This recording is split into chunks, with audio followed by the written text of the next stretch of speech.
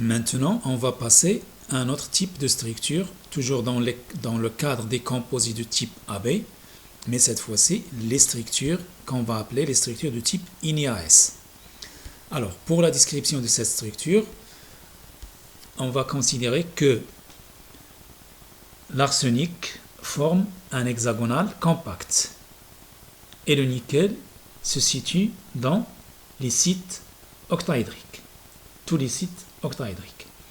Alors, pour la structure hexagonale compacte, on peut la représenter par la pseudomaille.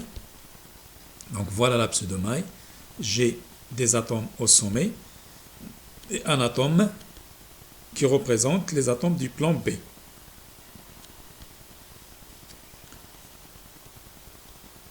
La position des sites octaédriques, on l'avait la dernière fois lorsqu'on a étudié les structures métalliques. Donc elle est située à ce niveau-là et à ce niveau-là. Donc voilà, je le représente. Z égale à 1 quart.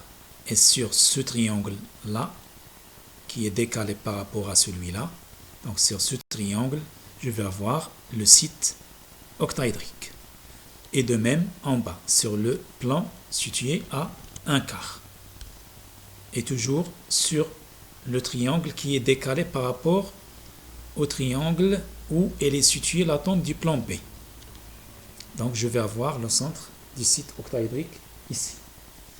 Donc je ramène les atomes, ou plutôt les ions, ou plus précisément les cations qui sont situés sur ce site. C'est le nickel. Je fais la projection, mais attention, je dois représenter un losange. Moyenne.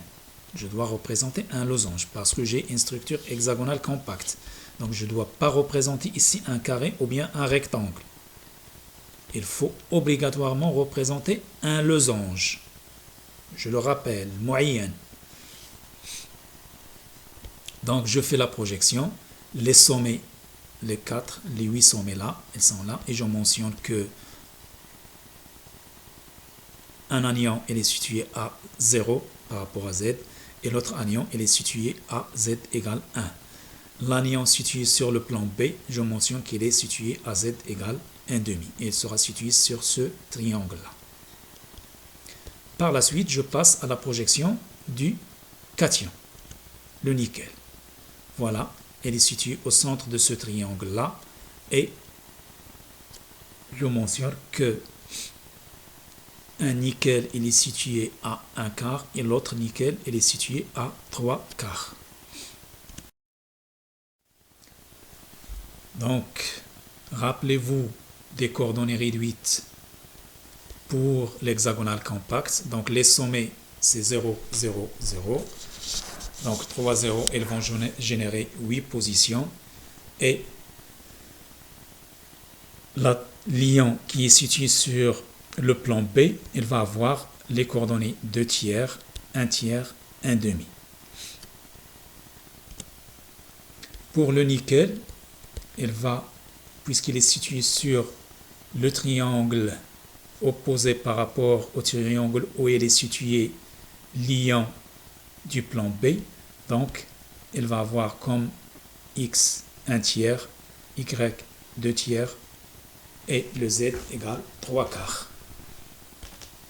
L'autre ion, donc 1 tiers, mais le Z c'est 1 quart. Ce sont les coordonnées des sites octaédriques dans l'hexagonal compact. Maintenant, si je change l'origine, donc pour ramener un de ces points comme origine, donc qu'est-ce que je dois faire pour avoir un 0 ici? Je prends par exemple ce point-là. Donc pour avoir un 0 ici, je dois rajouter 2 tiers par rapport à A. Donc voilà le vecteur de translation, 2 tiers par rapport à A. De même ici, pour le ramener à 0, j'ajoute 1 tiers. Donc 2 tiers plus 1 tiers, ça donne 1. Et 1 pour les coordonnées réduites, c'est 0. Les 3 quarts, j'ajoute 1 quart par rapport à C. Et ça devient 0. Bon, ça devient 1 et le 1 dans les coordonnées réduites, c'est 0. Alors, en appliquant cette translation, l'origine, il va avoir comme coordonnées 2 tiers. Donc 0 plus 2 tiers, ça donne 2 tiers. 0 plus 1 tiers, ça donne 1 tiers. 0 plus 1 quart, ça donne 1 quart. Si je l'applique sur cette position-là, donc 2 tiers plus 2 tiers, elle est égale 4 sur 3. Et le 4 sur 3 égale à 1 plus 1 sur 3. Et on a dit que le 1, il est équivalent à 0. Donc, je vais rendre 1 égale 0 et il me reste 1 tiers. Voilà 1 tiers. C'est pour ça que j'ai gardé ici 1 tiers.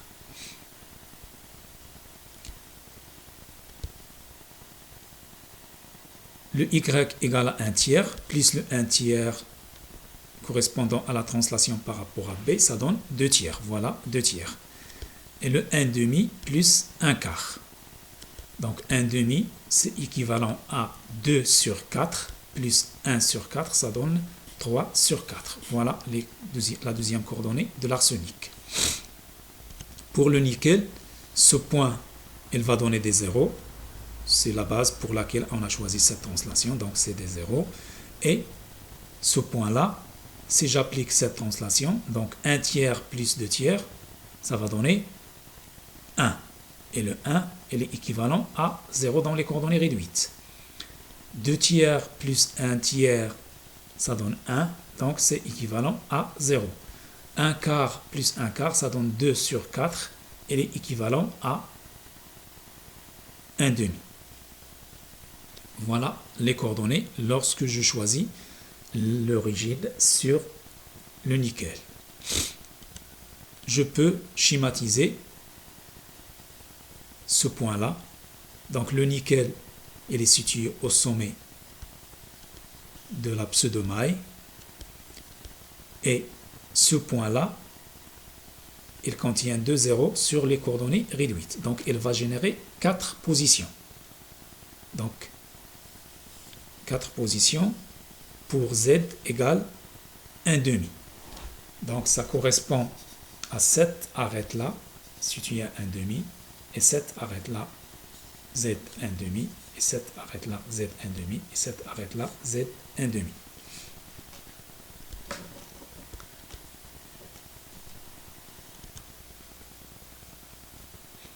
Donc, pour l'arsenic, lorsque x égale à 2 tiers, voilà x égale à 2 tiers, ça correspond au centre de ce triangle.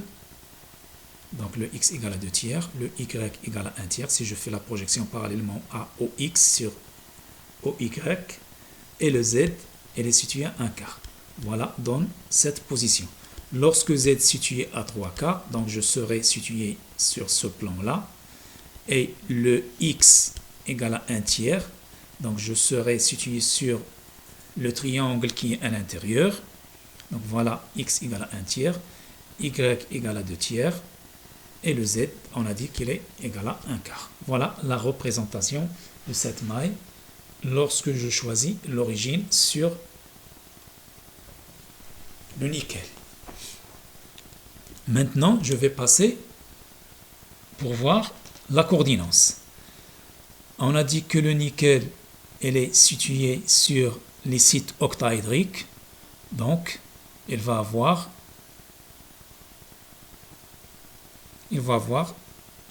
6 proches voisins d'arsenic.